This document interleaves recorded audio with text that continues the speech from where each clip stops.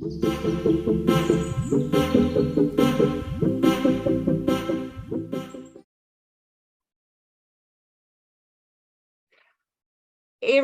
Kruger, welcome. And thank you for agreeing to have a chat with me today. Welcome.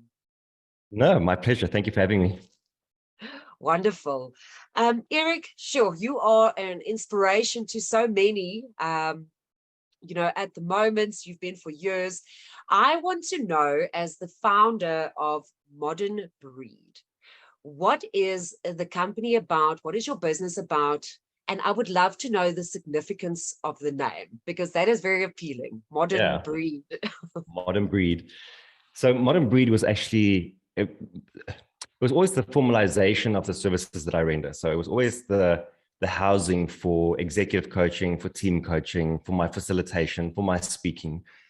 But it used to be called Mental Performance Lab, because that was what I aimed to do, is to help people mentally perform better.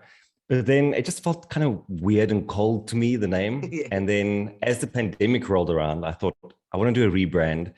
And I actually want to be more modern. And I thought, well, actually, if I look at the work that I do, it's all about modernizing leaders and teams, about creating a new modern breed of leaders and teams. And so that was the origin of the name. And then I went to go look for it online. And, you always want to look for the .com. Like if you can get the .com, that's amazing. And it's so difficult to find those. And I was able to secure the .com for like, I think 3,000 to 5,000 Rand. So I was like, I'm doing it. Like, this is a sign. You don't get these things first off. So that's what Modern Breed is. That's the significance of the name. And that's also what we do, is that we still till today really focus on helping leaders and teams do better, think better, perform better, adapt to these crazy and chaotic times. And I think where my focus has just shifted to a lot is the team coaching aspect of it. Our teams are struggling because there's so much complexity in the world.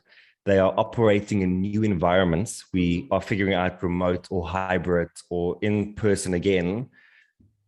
And then on top of that, like, the world is just changing so quickly the whole time. Like, you wake up in the morning and then there's war that's been declared. And then you wake up and then it's inflation. And then you wake up and then it's like into recession. So it's like, just so many things to deal with. And I think coaching provides a great space where people can just slow down for a bit. Yes.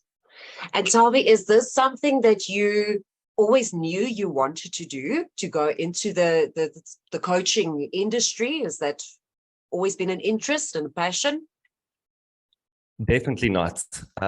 So I started off as a physiotherapist in 2007. Oh, wow. Yeah, that was my very first job, I guess. So I studied for physio.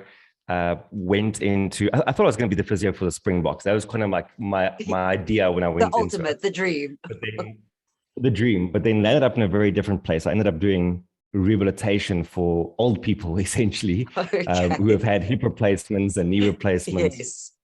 So I did that for a while. I realized that I really didn't want to do that. So tried all these different side hustles. The one that finally stuck was a thing called Better Man, which was a self-development community for men. We grew that to about 18,000 men over the span of a few years. I was still running my physio practice, but I was doing Better Man on the side, which was great. So like, and as the community grew, the guys were saying, can you do coaching? Can we do events? And of course, I knew nothing, but as an entrepreneur, you say yes, and you go and figure it out. So I was like, okay, well, if I'm going to coach, that's fine. Let me get like every single book I can find on coaching. Let me take every single model that I can find. I wrote it on my whiteboard, like this thing goes with me everywhere. I wrote down every model I could find. I looked for the overlaps. I looked for what does one model have that another one doesn't have. And I just started coaching. And then I really started enjoying the process.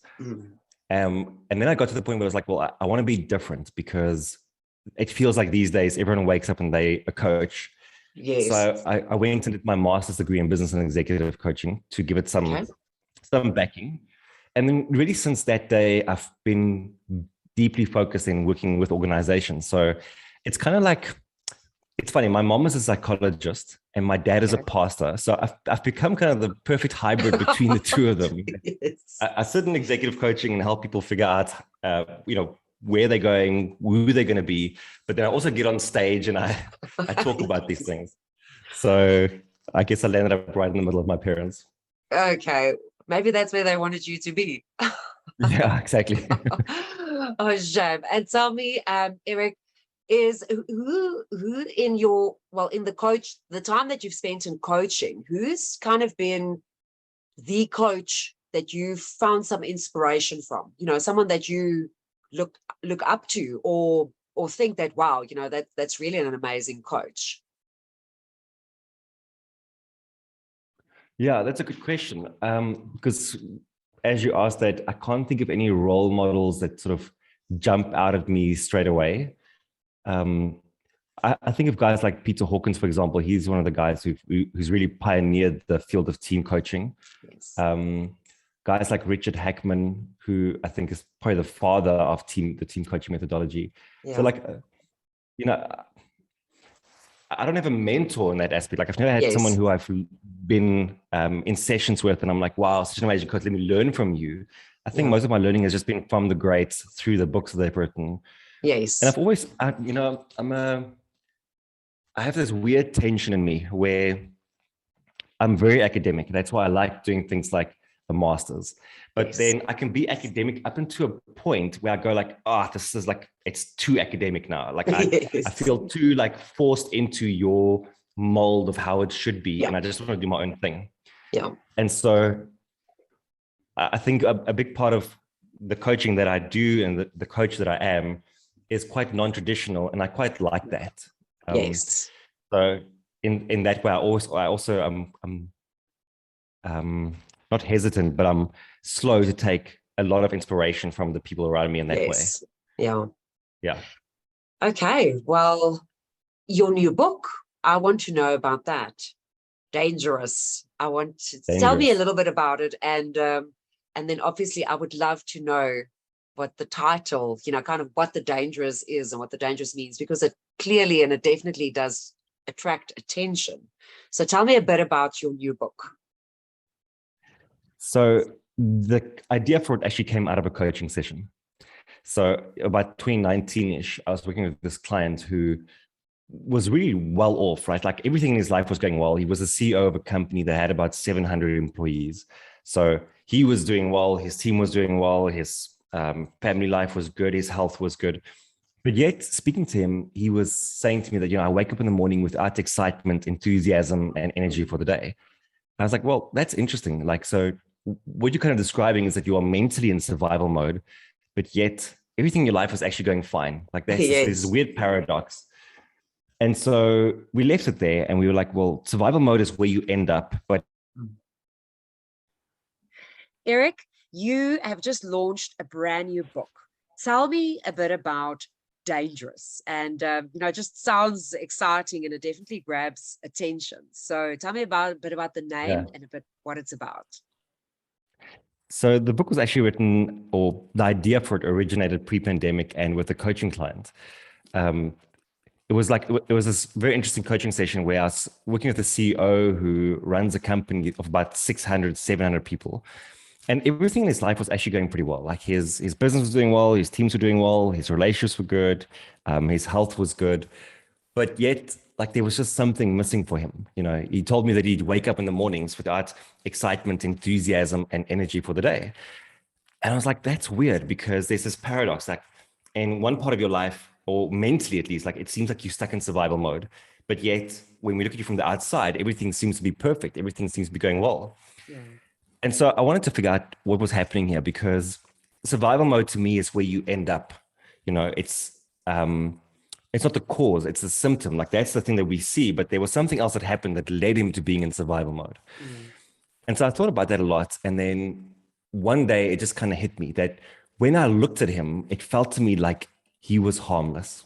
Like we often describe people like that. We say like, oh, don't worry about him. He's such a nice guy. He's just harmless, Harmless, like, yes. Harmless. It's such a horrible word, actually. Like no one wants to be harmless. But when I looked at him, that's what I felt. It's like, you're harmless. Like there's nothing formidable about you anymore. There's nothing, you're not growing. You're not taking risk. It's like the guy that got to this point where you are today, he doesn't exist anymore. It's like he went to sleep. Like he's not nowhere to be found. And so I spoke to him in the coaching session about that. I said, I want to tell you that when I look at you, I think you're harmless. And he thought about it for a bit and he was like, actually, now that you say it, yes, I am. And we unpacked what that meant for him for the rest of the session. And then right towards the end, I said to him, well, if you're not going to be harmless, then what will you be? And he said, dangerous. Wow. And the moment he said that, I was like, of course, like, yes, like I Yes. want that too. Like, I also want to be dangerous. Yeah. And I think we defined a state that was about being bold, about being effective, about being focused in your life. Something that's about moving forward and about taking risk. And I realized that it's a provocative word. And I wanted to share it more widely. And I think that was the moment where I went on the journey to say, well, what does it mean to be dangerous? Like because there's something primal about it, but what does it really mean? And I think where I've ended up is that being dangerous to me is a pattern of thinking, feeling, and acting that empowers you to overcome the threats in your life. Yeah. And that's kind of what the book is then about, is how do you become a threat to the threats in your life?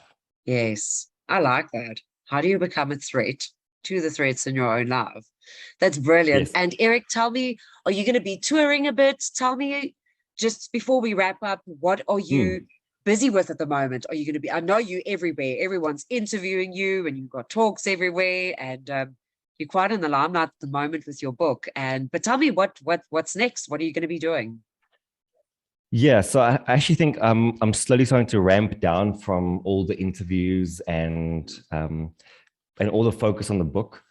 It's weird, like when you write a book, you spend so much time writing it. So like everything is about pouring yourself into the writing process. Yes. And then by the time you're done, you're actually like, oh man, I'm done with it. But then actually you're just starting up again, because now you have to go do the work after the work, and you have to actually, it's important that you do that because you have to honor the process of the work that you put in before.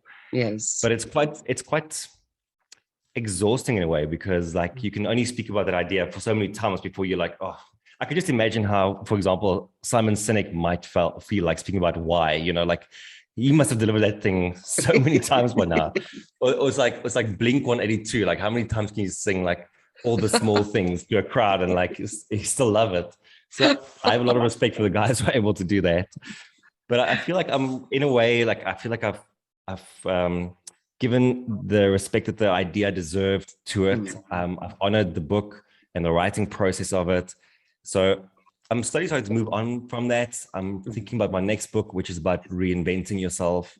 Okay. And I'm so heads down building the business of Modern Breed that almost everything else is taking a back seat for me to that. Yes. I think that's I think what a lot of people don't necessarily understand about being an entrepreneur and owning your own business. The focus could very well be you and the book right now, or you and if you're on stage, and then people kind of forget that you need to run a business, and that literally takes up most of your day and most of your time in any event, because you literally wear every hat. You finance, you're HR, you're the CEO, you're the salesman, you're the communicator, you're everything. And so, well, Erik, it was really, really wonderful chatting to you. Thank you so much. And good luck with taking a bit of a backseat. And I think it's sometimes nice to just sit back and actually see what an impact what you've created has on the world and on people. And I think that, you've definitely touched a lot of lives. And good luck with the rest of the year. And we'll definitely be checking you out and seeing what you're getting up to next. And we look forward to your next book. Thank you. Thank you for having me. Thanks, Erik.